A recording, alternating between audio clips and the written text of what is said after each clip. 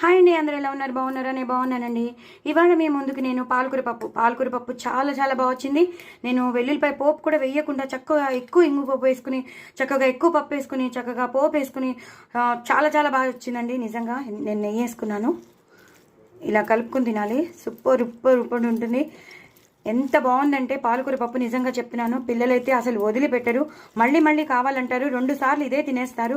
తినేసి పెరుగన్నం పెట్టేసేయండి హ్యాపీగా. ఇంకా వేరే కూర పెట్టామా లేదా అని అనుకోకలేదు. ఎందుకంటే పాలకూర పప్పే కదా.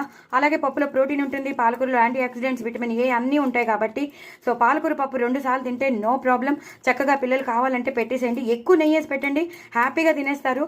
అలాగే పిల్లలు పెద్దలు అందరూ మీరు కూడా చక్కగా ఇలా పాలకూర పప్పు చేసుకుని, ఎండుమిరపకాయ పోపు ఎక్కువ వేసుకుని, ఇంగు పోపు ఎక్కువ పెట్టుకుని, వెల్లుల్లిపాయలు నేను సాత్వికంగా కొంచెం చేస్తున్నాను.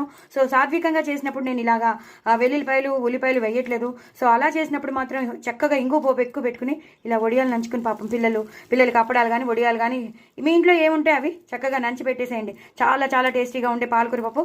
నా ఛానల్ మాత్రం సబ్స్క్రైబ్ చేసుకోవడం అస్సలు మర్చిపోద్దే. బాయ్ అండి.